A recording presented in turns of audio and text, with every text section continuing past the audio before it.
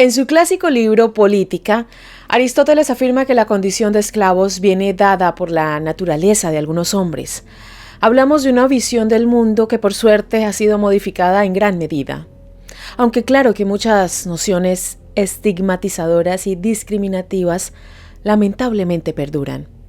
No es ningún secreto que la civilización griega se constituyó sobre el trabajo esclavo en grandes talleres donde se producían mercancías para el comercio internacional, y todos sabemos que el Imperio Romano, por su parte, construyó un sofisticado y terrible sistema de explotación. En los pueblos latinoamericanos la historia no fue diferente. Las bases de la conformación social están regadas de sangre inocente e injusticias. Hablando particularmente de Colombia, José Félix Restrepo decía: «Es egoísmo criminal pretender para nosotros la libertad e independencia de España si no la queremos dar a nuestros esclavos». Siguiendo la línea de Restrepo, José Hilario López, presidente liberal, anunció la libertad definitiva de los esclavos en el país mediante la Ley 21 del 21 de mayo de 1851. No fue un camino fácil y tampoco llegaría a la libertad de modo tan sencillo. Todo el proceso estuvo sumido en contradicciones, resistencias y aniquilamientos constantes, especialmente a las culturas sometidas. Este proceso y sus pormenores es lo que abordaremos en el capítulo de hoy. ¿Cómo se llegó a la abolición de la esclavitud en Colombia? Acompáñenme y rompamos las cadenas. Bienvenidos a mi canal, mi nombre es Adriana Chilito, gracias por estar aquí. Si les gusta este tipo de contenido se pueden suscribir a mi canal, activar la campanita de notificaciones, de esta manera YouTube les avisará cuando suba un nuevo video. También me pueden seguir en mis redes sociales, me encuentran en Instagram, Facebook o en Twitter como @lachilito, en TikTok como @lachilito1. Comenzamos.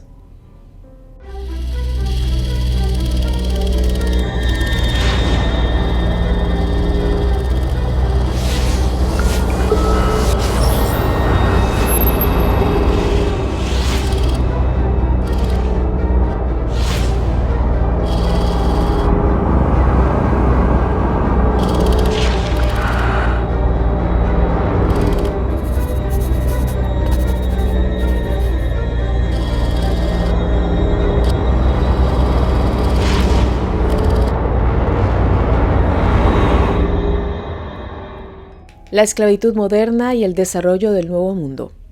David Brion ganó un Pulitzer de Historia en 1967 tras escribir una investigación titulada El problema de la esclavitud en la cultura occidental. Allí el autor, tras un concienzudo análisis, indicó cómo la esclavitud negra desempeñó un papel primordial en el primer desarrollo del Nuevo Mundo y el crecimiento del capitalismo comercial. ¿A qué se refiere? Fácil.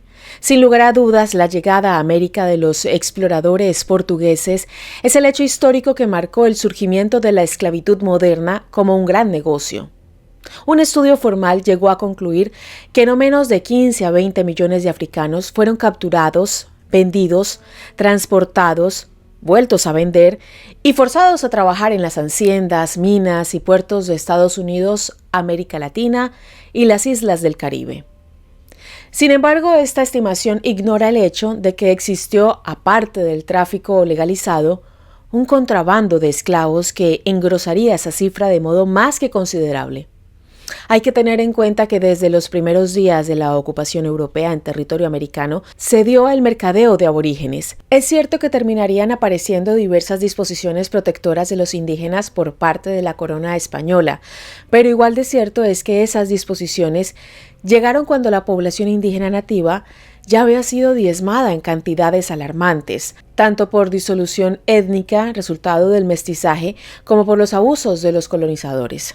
Tan aberrantes, sistemáticos y abundantes fueron los abusos que los nuevos autoproclamados amos del territorio rápido se quedaron sin gente para explotar. Y entonces apareció la que sería la segunda generación de esclavos. No contentos con haber depredado la cultura local, los europeos empezaron a importar esclavos que, en el caso colombiano, desembarcarían en Cartagena y en otros puertos como Buenaventura, Riohacha y Tolú, dando lugar a un terrible y nefasto momento histórico. Primeros esclavos en Colombia. Entre 1533 y 1640, los esclavos provenían en su mayoría de Senegal, Guinea, Gambia, Cabo Verde, Sierra Leona, Congo y Angola. Después, entre 1640 y 1740, se sumaron africanos de la nación Arará y los Carabalí. Finalmente, en la segunda mitad del siglo XVIII, los mozambiqueños también fueron identificados en los registros de los puertos de embarque. Cada esclavo, a su vez, y dependiendo de su tiempo en el destino adjudicado, tenía obligaciones particulares. El arduo trabajo en la minería, las grandes plantaciones, el tráfico fluvial y las actividades domésticas, por ejemplo, eran la finalidad de los bozales. Africanos recién desembarcados que ni hablaban español ni practicaban la religión católica. Por su parte, quienes llevaran más de un año en condición de esclavos, o bien ya hablaran el español, eran denominados ladino. También se distinguía a los esclavos dependiendo de la tribu de la que habían sido extraídos. Denominaciones que luego fueron utilizadas por extensión en los apellidos que los amos les imponían. De la misma forma, se hacía distinción entre novatos y experimentados. Los muleques eran aquellos que tenían entre 7 y 10 años. Aquel que estaba entre los 18 y los 35 años era considerado una pieza de las Indias. Eran los más codiciados. Eran jóvenes, tenían energía. La explotación también contaba con un gran aparato que la legalizaba, la fomentaba y ayudaba a propagarla. La comercialización y distribución de esclavos se efectuó a través de contratos denominados asientos, formalizado entre la corona española y un contratista o asentista. El valor de un esclavo se determinaba por un procedimiento llamado palmeo. En el palmeo se evaluaba no solo la edad del esclavo, sino su salud y demás cuestiones pertinentes a la posibilidad de poder explotarlo más o menos. Una vez que el precio se pautaba entre ambas partes, se cerraba la transacción marcando al esclavo con un hierro calentado con fuego. Una R que representaba a la colonia real era grabada al rojo vivo en su pecho. En la espalda le grababan las iniciales del comprador, es decir, de su dueño. Comenzaba entonces la tortura y el abuso diario. Hombres, niños y mujeres eran sometidos mientras ayudaban a construir una nación que al día de la fecha aún está en deuda con ellos. Primeras revueltas. Es común que viejos libros de historia hablen en sus páginas de pasividad por parte de la comunidad africana en la colonia y en el proceso de independencia. Dicha pasividad nunca existió como tal y hoy la historia está siendo puesta bajo nuevas perspectivas, acusando a las ya existentes de haber ignorado adrede sucesos de vital importancia. En este caso, el rol de los esclavos en la conformación de nuestro presente. Los esclavos traían con ellos conocimientos que los condenaron y que luego les fueron arrebatados. Traían un sinfín de saberes en lo relacionado a la botánica y la medicina, sin ir más lejos. Pero cuando se les ocurrió mencionar que las plantas podían tener cualidades curativas, terminaron siendo castigados por la Inquisición. Luego, de a poco, los amos se adueñaban de esos conocimientos sin dar nada de crédito a quienes habían muerto por ponerlos en evidencia.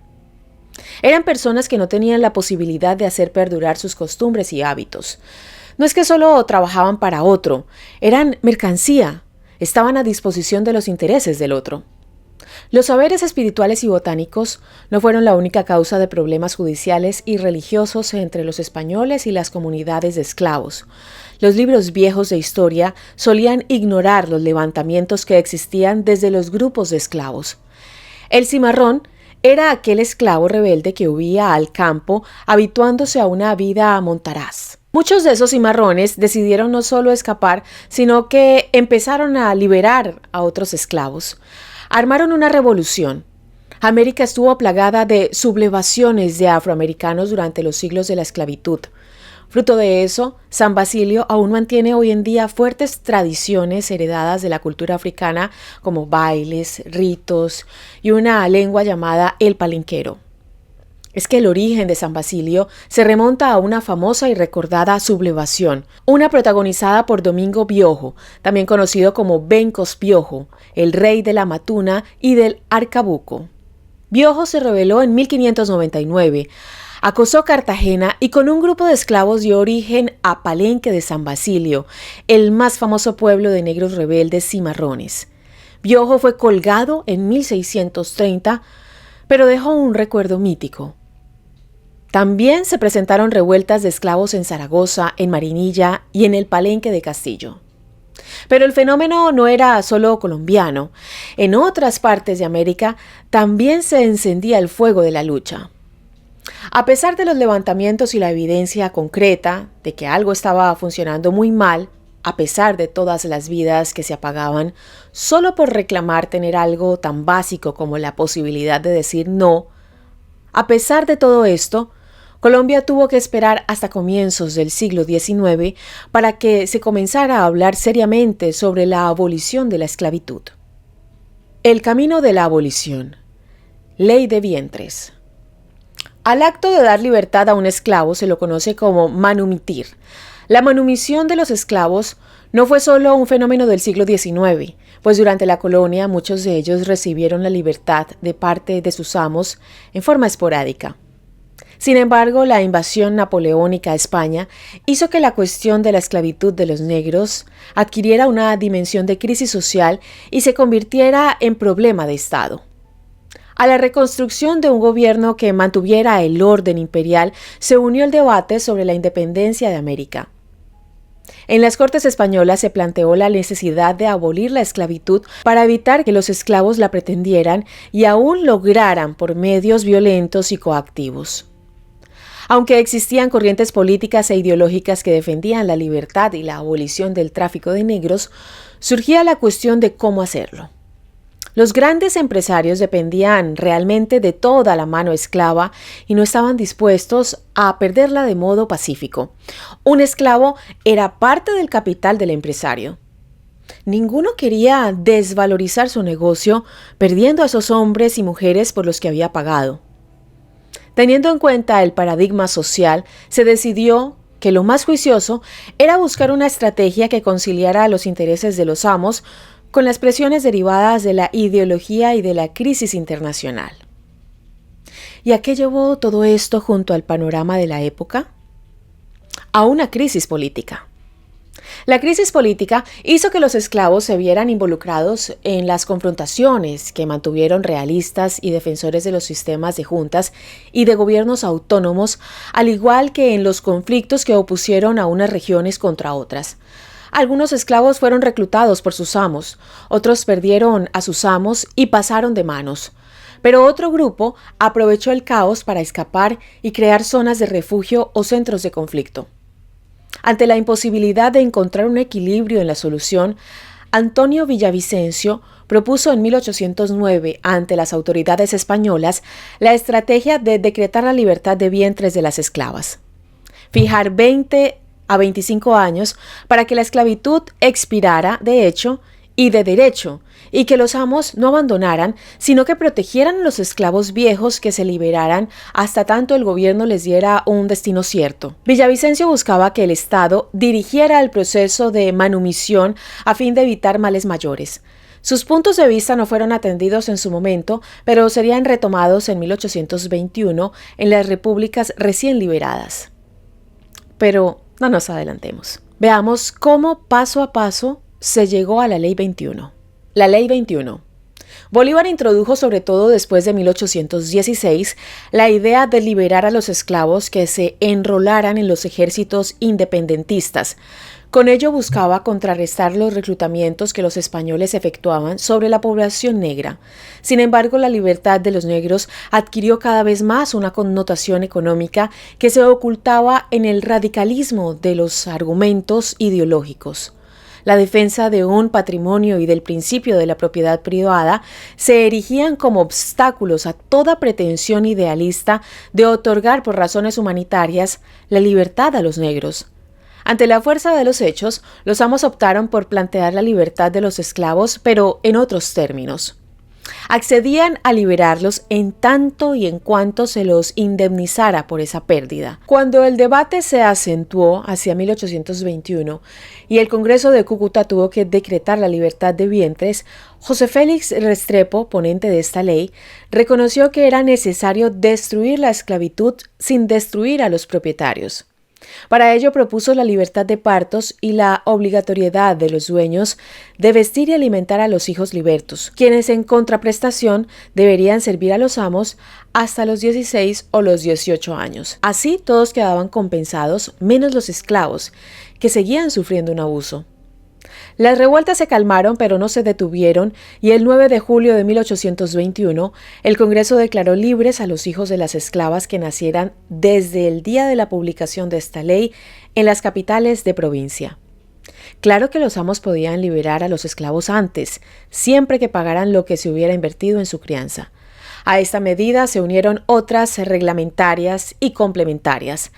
Así, en 1823 se prohibió el comercio de esclavos, aunque se abrió una brecha al disponer que solo podrían ser comercializados si iban a ser utilizados para los servicios y no se reexportaban. Como queda claro, el tráfico continuó. Y no solo eso, los esclavistas lucharon por revocar la ley de manumisión. En 1828, Simón Bolívar dictó nuevas normas de funcionamiento de las juntas de manumisión en un esfuerzo por incrementar el número de manumisos. Se estableció la obligatoriedad a las juntas de reunirse una vez por semana y se establecieron prioridades entre los esclavos a manumitir. Sin embargo, la manumisión no era eficaz. ¿Se resignaron entonces los esclavos? Claro que no. La lucha por la libertad recién comenzaba. La esclavitud encubierta. Es muy importante tener en cuenta que el 21 de julio de 1839 debía entrar en vigencia la Ley 21. Los esclavos nacidos a partir de dicha fecha cumplían 18 años y deberían declararse libres. La presión de los amos ante la injusticia de tener que liberar a quienes ellos habían sostenido durante 18 años llevó al Estado a buscar una conciliación. Ante las circunstancias se dictaron algunas leyes para comprender mejor la complejidad del asunto. Una de estas leyes se dictó el 12 de abril de 1842 y ordenaba hacer un censo de los esclavos y de los nacidos libres en la República, agrupados por sexos y por edades. La ley de 29 de mayo de 1842, por su parte, que prolongaba la dependencia de los esclavos otros 7 años mediante el concierto o lo que se llamó el aprendizaje. Es decir, que los esclavos de 18 años serían presentados a los alcaldes, quienes debían concertarlos o servir a su antiguo amo o a otra persona que pudiera educarlos e instruirlos en un oficio, arte o profesión. A lo mencionado se sumaron disposiciones represivas contra la agitación, a la vez que se autorizaban las ventas de esclavos al exterior. Grandes esclavistas del sur aprovecharon para exportar y vender 421 esclavos, especialmente en Perú, entre 1844 y 1847. La ley de aprendizaje y concierto puso sobre la mesa la cuestión de los malos tratos de los amos, la corrupción de funcionarios del gobierno tolerando ventas ilícitas y la alianza de las autoridades oficiales con los esclavistas. La esclavitud lisa y llanamente se seguía perpetuando de modo indirecto. De pronto los sueños de libertad se deshicieron. No podían enfrentarse a algo tan simple y concreto como el dinero. Los amos parecían ser quienes iban a salir victoriosos. Hasta 1849. Entonces, todo cambió. El fin de la esclavitud. La situación alcanzó su punto álgido ese año, cuando instancias como la prensa, la sociedad civil liderada por grupos radicales y por las sociedades democráticas y el Congreso, generaron un ambiente de difusión y discusión de la libertad de los esclavos que llevó al gobierno de José Hilario López a proponer su libertad absoluta. Pero no se trató de un movimiento de ideas y de puntos de vista debatidos en círculos cerrados, sino que fue la movilización social y la agitación de la opinión pública lo que marcaría la diferencia. Entre el 20 de julio de 1850 y el 20 de febrero de 1851, se habían logrado manumitir 610 esclavos, cifra que superaba los esfuerzos hechos en cada uno de los distintos años que siguieron a 1821. Finalmente, en un ambiente de agitación política, el Congreso de Colombia dictó la ley de 21 de mayo de 1851, por medio de la cual los esclavos quedarían libres a partir del 1 de enero de 1852. y los amos serían indemnizados con bonos sobre los cuales se reconocería un interés. A pesar de que los amos habían logrado que la abolición fuera gradual y que se pagara una indemnización por sus esclavos, quisieron sin embargo resistir. Fue en vano. La libertad ya era inminente. ¿Y luego de la libertad? Los miles de esclavos liberados se encontraron arrastrando una carga social y económica acumulada durante generaciones. Viejos de más de 60 años, niños y lisiados tuvieron que ser absorbidos por sus propias familias o mantener su condición de esclavos. Otros fueron convertidos en arrendatarios de minas. Un sistema ventajoso para los antiguos amos que dejaban de lado los gastos de administración, salud y alimento de sus negros para recostar sobre ellos tales gastos. Corre la historia de que un esclavo le dijo a su amo: «Cuando fui su esclavo era libre, y hoy, ya libre, soy su esclavo». A pesar de los avances de la Constitución de 1991, la Ley 70 sobre comunidades negras y la consolidación de movimientos políticos en torno a la identidad afrocolombiana dice que Colombia sigue sin resarcir a las comunidades dañadas. Final. La abolición de la esclavitud en Colombia terminó, al menos en las leyes, el largo viaje de miles y miles de africanos que por más de 3 siglos desembarcaron en nuestras costas como mercancía humana, pero que traían consigo saberes, conocimientos, lenguas y artes. Los legados de África en la cultura colombiana son muchos. La columna de la libertad de los esclavos es el único monumento en Colombia que conmemora la abolición de la esclavitud en Colombia. Está localizada en la plaza principal del municipio de Ocaña, en norte de Santander. Fue erigida en diciembre de 1851. El Ministerio de Cultura declaró la columna de la libertad como bien de interés cultural el 11 de abril del 2002. Se dice que en la base de la columna hay una urna que contiene el texto de la ley y los nombres de los esclavos manumitidos, entre otros tesoros de carácter histórico. Lo cierto es que la libertad sigue siendo simbólica en un país donde las desigualdades siguen generando un régimen que, si bien no avala la esclavitud, la maquilla para seguir utilizándola. Por eso la voz de los oprimidos sigue vigente hoy y siempre. Bueno, vamos a despedir este segmento con mi princesa Lupita. Hola. Hola, me llamo Lupita. Hello. Si les gusta ese tipo de contenido, se pueden suscribir a mi canal y activar la campanita de notificaciones. De esta manera YouTube les avisará cuando suba un nuevo video.